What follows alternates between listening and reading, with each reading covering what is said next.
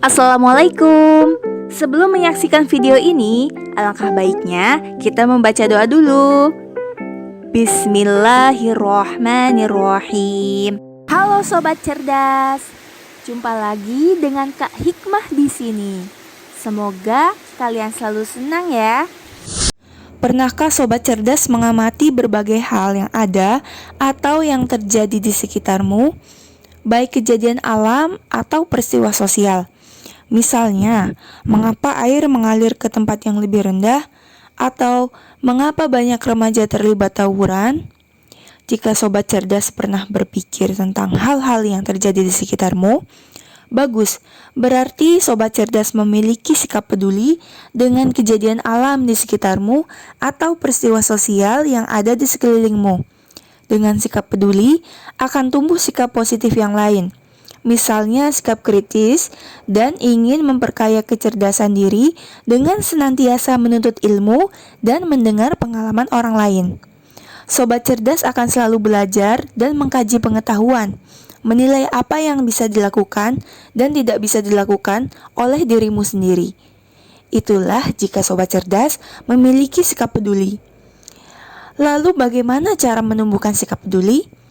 Kita dapat memulai dengan mencoba mengamati apa yang nampak di sekitar, apa yang dibutuhkan orang lain, apa yang dibutuhkan banyak orang, apa yang berlawanan dengan norma, apa yang sesuai dengan norma, apa yang seharusnya ada, malah tidak ada, apa yang umum dilakukan orang-orang, atau apa yang jarang dilakukan oleh orang-orang. Misalnya, Kak Hikmah beri contoh seperti ini. Saya Sony, tinggal di lingkungan RT padat penduduk, sebut saja RT 01 RW 02. Saat pandemi ini, pemerintah menganjurkan warga untuk selalu menjaga jarak, memakai masker, mencuci tangan, menghindari kerumunan, dan menunda bepergian atau 5M.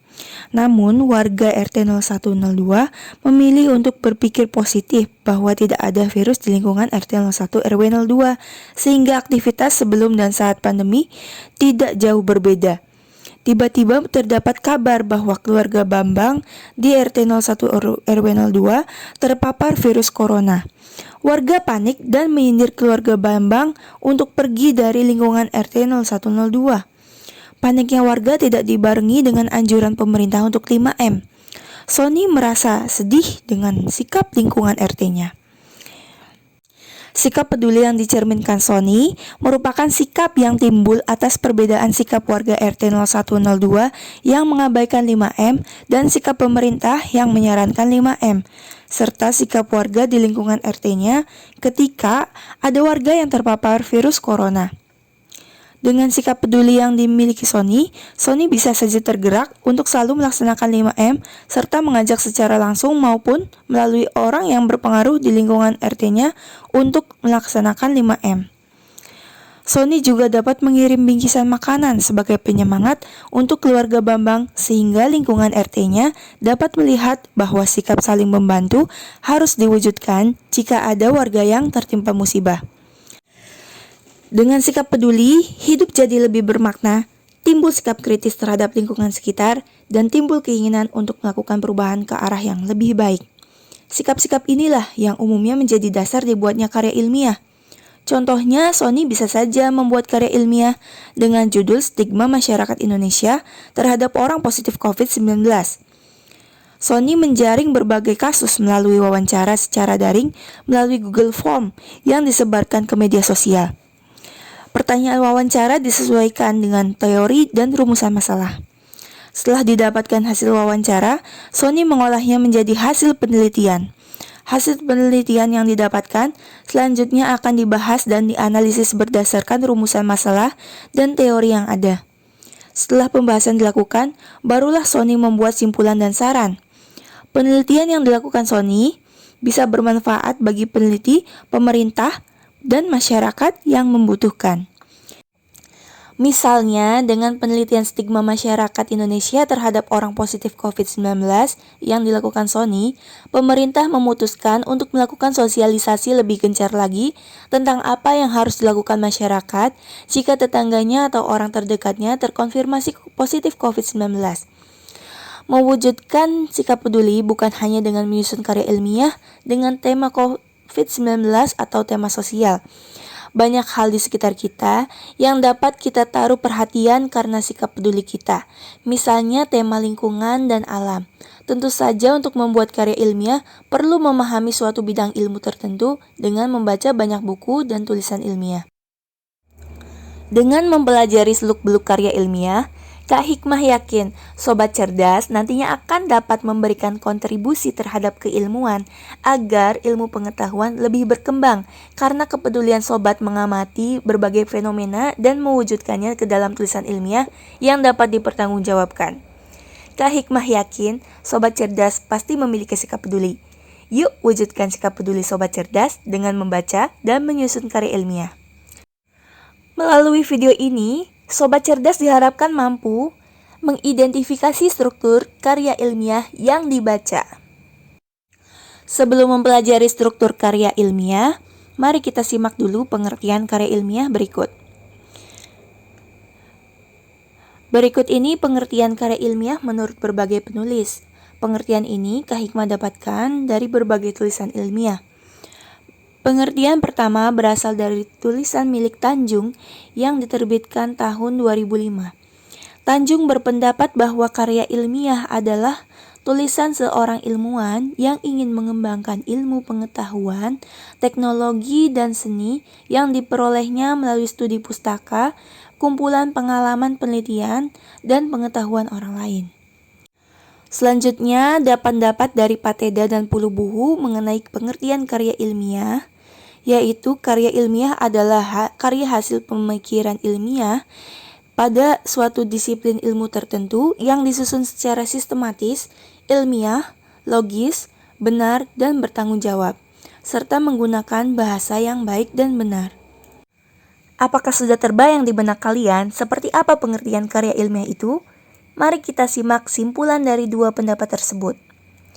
Karya ilmiah adalah karya hasil pemikiran ilmiah pada suatu disiplin ilmu tertentu yang disusun secara sistematis, logis, benar atau faktual, dan bertanggung jawab, serta menggunakan bahasa yang baik dan benar melalui studi pustaka, kumpulan pengalaman, penelitian, dan pengetahuan orang lain. Dari pengertian tersebut, kita jadi tahu bahwa ciri-ciri karya ilmiah adalah sistematis, logis, benar, bertanggung jawab, serta menggunakan bahasa yang baik dan benar. Sistematis merupakan keteraturan dalam menulis karya ilmiah. Menulis karya ilmiah tidak boleh sembarangan, sebab ada aturan tertentu. Aturan-aturan tersebut biasanya tergantung dari bentuk karya ilmiah yang ingin dibuat. Secara umum, ada 3 bentuk penyajian karya ilmiah, yakni bentuk populer, bentuk semi-formal, dan bentuk formal. Bentuk populer umumnya berupa artikel ilmiah populer yang ada dalam majalah, koran, atau situs web. Bahasanya sederhana dan targetnya adalah masyarakat umum.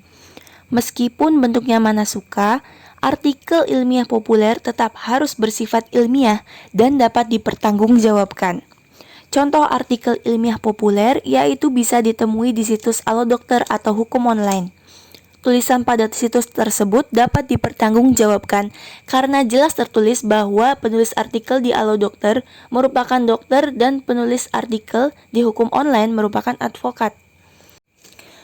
Bentuk semi-formal. Bentuk ini merupakan karya ilmiah yang terdiri atas halaman judul, kata pengantar, daftar isi, pendahuluan, pembahasan, simpulan, dan daftar pustaka.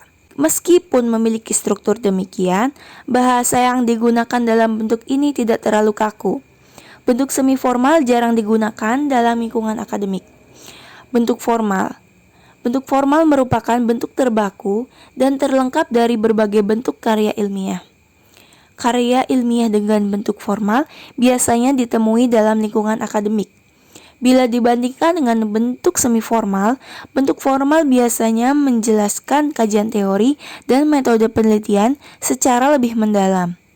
Dikatakan formal karena karya ilmiah yang ditujukan agar bisa dipublikasikan di lembaga, di instansi atau organisasi tertentu.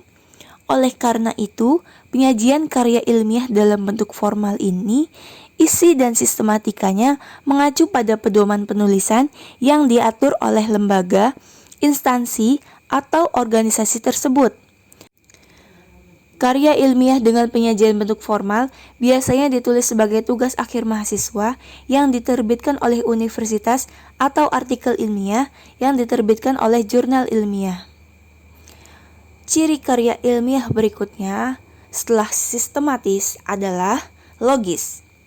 Logis menurut KBBI memiliki arti sesuai dengan logika, benar menurut penalaran, dan masuk akal. Contoh pernyataan logis adalah sebagai berikut. Matahari terbit di sebelah timur. Pernyataan ini dapat diterima oleh akal sehat dan juga dapat dibuktikan. Kemudian berikut ini adalah contoh pernyataan tidak logis. Matahari membakar kulit kami hingga gosong seperti arang. Pernyataan tersebut tidak logis karena panas matahari tidak mampu membakar kulit hingga gosong seperti arang. Salah satu kiat agar menjaga kelogisan isi karya ilmiah adalah dengan menghindari penggunaan kata kiasan atau majas. Ciri karya ilmiah berikutnya adalah benar. Benar berarti sesuai dengan fakta yang ada dalam buku atau dalam artikel, atau dalam kenyataan empiris. Fakta merupakan suatu keadaan yang benar-benar ada atau terjadi. Pernyataan yang berupa fakta dapat dibuktikan kebenarannya atau dapat diverifikasi. Jika diuji berkali-kali, hasilnya selalu sama, serta tidak dipengaruhi oleh subjektivitas atau pandangan penulis. Coba perhatikan contoh pernyataan fakta dan pernyataan opini berikut. Sebelum diolah, batang tebu mengandung 187 mg kalsium, 56 mg fosfor, 4,8 mg zat besi, 757 mg kalium, dan 97 mg natrium. Pernyataan ini merupakan fakta yang jika diuji berkali-kali, kebenarannya tetap sama. Kemudian ada pernyataan selanjutnya yakni batang tebu disukai anak-anak. Pernyataan ini merupakan opini yang masih bisa dibantah karena masih ada kemungkinan ada anak-anak yang tidak menyukai batang tebu. Ciri karya ilmiah selanjutnya adalah bertanggung jawab. Penulis harus bertanggung jawab ketika mengutip tulisan orang lain dengan mencantumkan sumber kutipan. Sumber kutipan ditulis dengan memperhatikan kaidah penulisan kutipan. Kutipan, atau bisa juga disebut sitasi, merupakan pernyataan yang diambil dari buku atau tulisan orang lain. Teknik mengutip ada dua, yakni kutipan langsung dan kutipan tidak langsung. Ciri karya ilmiah selanjutnya adalah menggunakan bahasa yang baik dan benar. Bahasa yang baik artinya bahasa yang digunakan sesuai dengan situasi dan kondisi. Sementara bahasa yang benar adalah bahasa yang sesuai dengan kaidah. Bahasa yang digunakan dalam karya ilmiah adalah ragam bahasa formal, bukan ragam bahasa sehari-hari. Kata yang baku adalah kata yang terdapat dalam Kamus Besar Bahasa Indonesia. Jadi, Sobat Cerdas perlu sering-sering membuka KBBI. Tenang, sekarang ada versi aplikasinya. Bisa diunduh di toko aplikasi di ponsel Sobat Cerdas kalian. Selain itu, kalimat dalam karya ilmiah umumnya menggunakan kalimat pasif. Kalimat aktif jarang digunakan dalam karya ilmiah ya Sobat Cerdas. Kalimat pasif sering digunakan dengan alasan untuk menunjukkan kesantunan berbahasa dalam karya ilmiah. Oleh karena itu, sebisa mungkin hindari penggunaan kata ganti seperti saya, kamu, dia, mereka, penulis atau peneliti di dalam karya ilmiah. Perhatikan kalimat berikut ini. Penulis menemukan kalimat dengan konjungsi antar klausa sebanyak 356. Kalimat tersebut merupakan kalimat aktif karena ada subjek berupa penulis. Bandingkan dengan kalimat berikut ini. Kalimat dengan konjungsi antar klausa ditemukan sebanyak 356. Subjek pada kalimat tersebut adalah kalimat dengan konjungsi antar klausa. Kalimat tersebut merupakan kalimat pasif dengan menyembunyikan kata ganti orang. Seperti tulisan pada umumnya, karya ilmiah tentu saja memiliki struktur. Struktur karya ilmiah berbeda-beda menurut bentuk penyajiannya. Seperti yang sudah dijelaskan sebelumnya, bentuk penyajian karya ilmiah ada 3, yakni bentuk populer, bentuk semi formal, dan bentuk formal. Bentuk populer tidak memiliki struktur yang baku. Bahkan, bahasa yang digunakan bisa disesuaikan dengan kebutuhan pembaca. Jika target pembacanya adalah masyarakat, bahasa yang digunakan harus dapat dipahami oleh masyarakat awam. Meskipun demikian, karya ilmiah dengan bentuk populer tetap harus ilmiah dan dapat dipertanggungjawabkan. Struktur karya ilmiah dengan bentuk semi formal dan formal bisa saja sama, bisa saja berbeda. Struktur karya ilmiah semi formal bergantung pada kebutuhan penulisnya. Sedangkan struktur karya ilmiah formal berpedoman pada aturan struktur yang diterbitkan oleh instansi, organisasi, atau jurnal.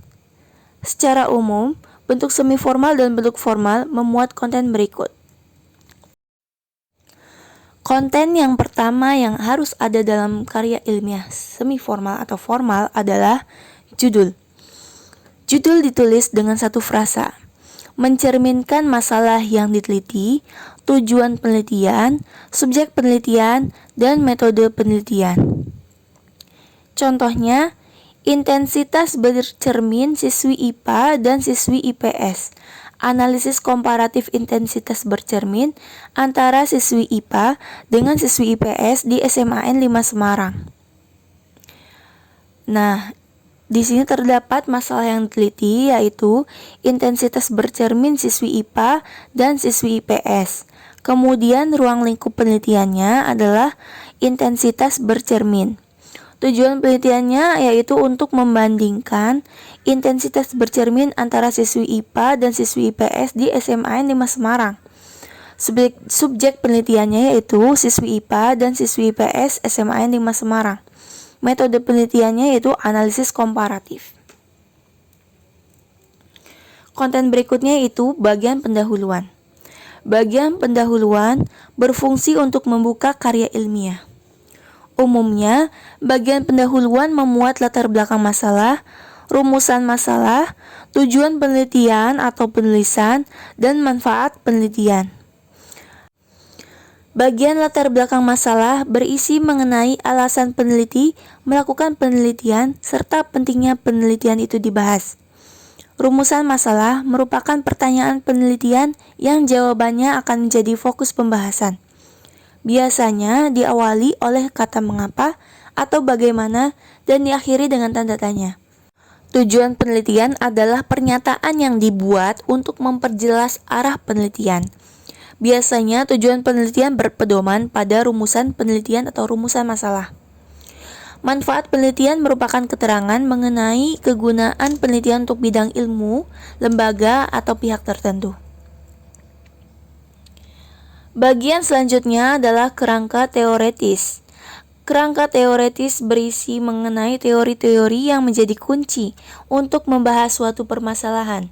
Selain itu dibahas pula hipotesis penelitian, kerangka pemikiran, dan penelitian relevan. Hipotesis penelitian biasanya terdapat pada penelitian dengan pendekatan kuantitatif. Hipotesis adalah dugaan sementara mengenai hasil penelitian. Hipotesis bisa bersifat positif dan bisa bersifat negatif. Kerangka pemikiran merupakan alur berjalannya penelitian yang dimulai dari pertanyaan penelitian. Kerangka pemikiran berbentuk diagram. Bentuk diagram bisa berbeda menurut jenis penelitiannya. Dalam kerangka teoretis, kita tidak perlu untuk memasukkan semua materi ke dalam kerangka teoretis ini, melainkan materi yang menjadi kunci saja, yang dibutuhkan saja. Jadi tidak semua materi bisa dimasukkan ke dalam kerangka teoretis. Selanjutnya, konten berikutnya ini adalah metode penelitian atau metodologi penelitian. Metodologi penelitian berisi mengenai prosedur atau tahap-tahap penelitian. Nah, tahap-tahap penelitian ini ada beberapa nih. Yang pertama, pendekatan penelitian, jenis penelitian, tempat penelitian, jadwal penelitian, subjek penelitian, objek penelitian, metode pengumpulan data, metode analisis data, dan metode penyajian analisis data. Pendekatan penelitian biasanya berupa pendekatan kualitatif atau pendekatan kuantitatif. Untuk menentukan pendekatan penelitian yang digunakan, sobat cerdas perlu memahami karakteristik masalah dan tujuan penelitian yang akan dibahas. Jika tujuan penelitiannya adalah untuk mendeskripsikan fenomena, maka pendekatan penelitiannya adalah kualitatif.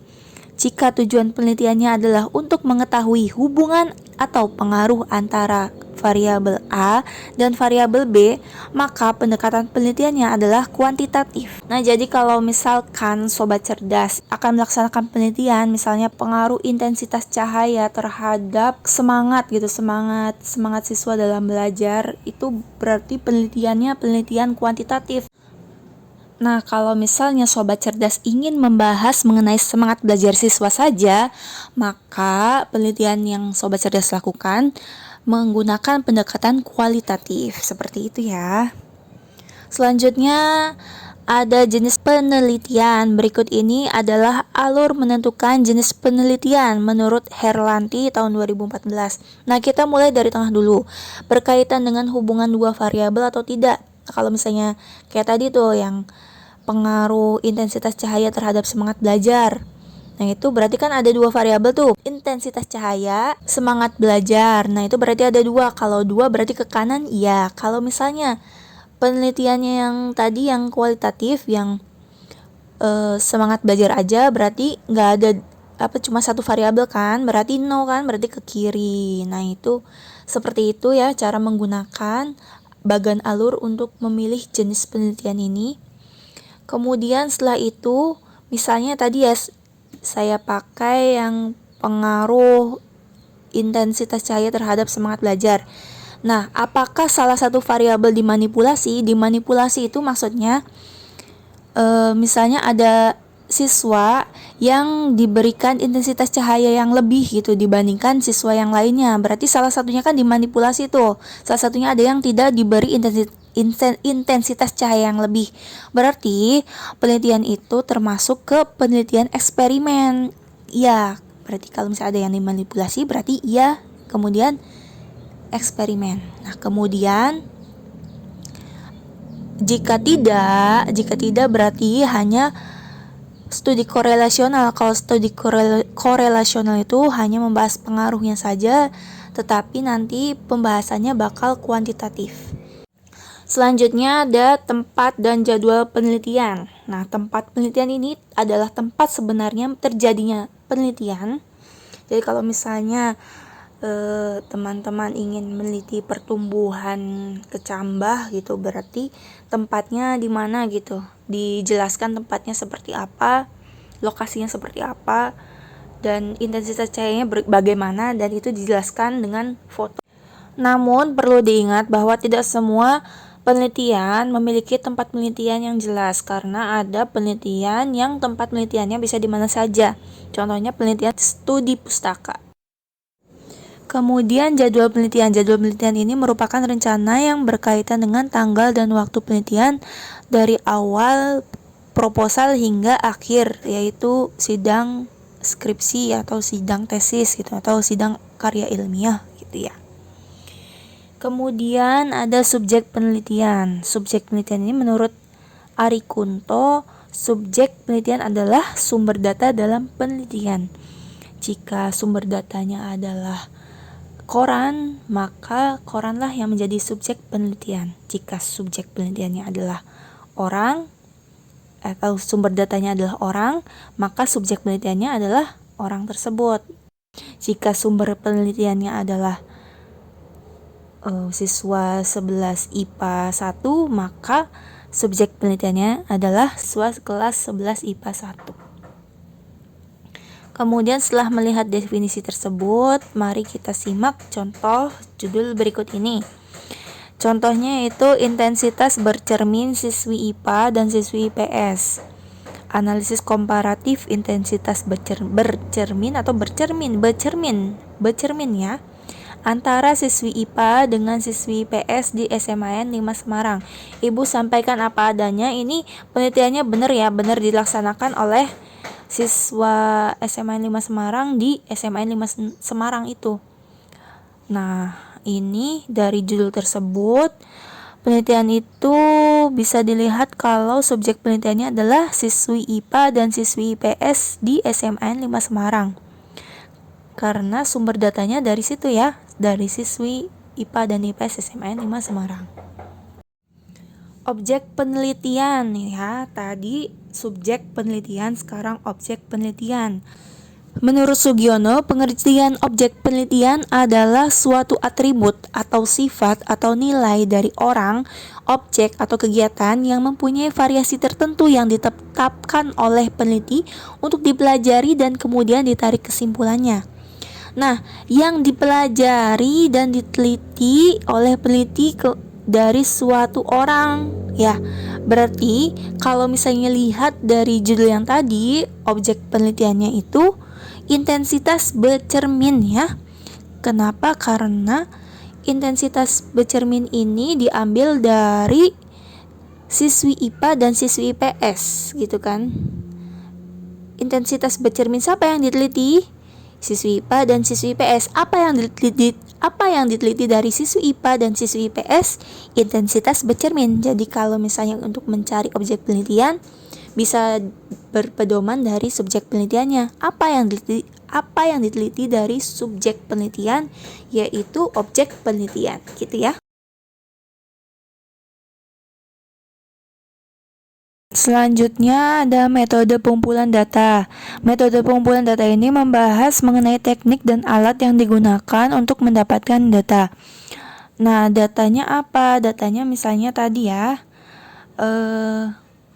datanya adalah intensitas bercermin kan datanya. Kemudian gimana caranya untuk mendapatkan data berupa intensitas bercermin?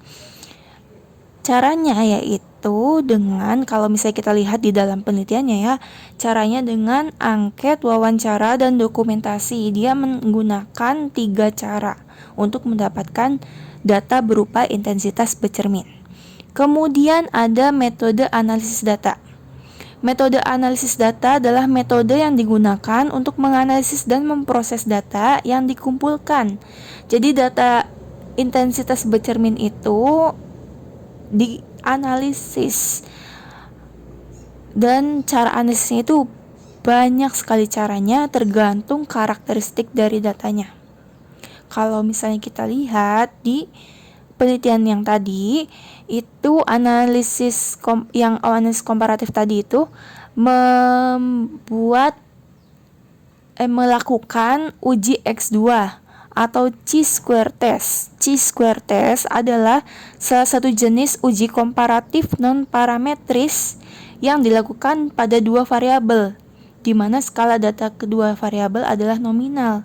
Jadi kalau misalnya skalanya angka nominal, kemudian ada 2 variabel yang diuji, dan yang 2 variabel itu dibandingkan, maka menggunakan uji chi-square test.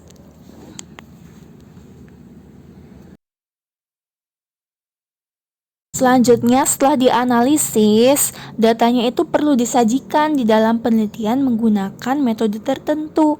Metode penyajian hasil analisis data bisa berbeda-beda tiap penelitian.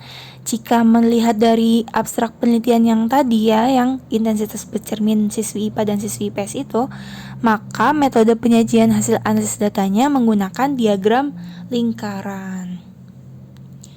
Bisa beda-beda untuk menyajikan hasil analisis data, itu bisa menggunakan tabel atau bisa menggunakan deskripsi. Cukup sekian dulu pembahasannya sampai di sini. Video selanjutnya akan membahas mengenai bagian pembahasan, bagian simpulan dan saran, serta bagian daftar pustaka. Sampai jumpa di pembahasan berikutnya ya. Wassalamualaikum warahmatullahi wabarakatuh.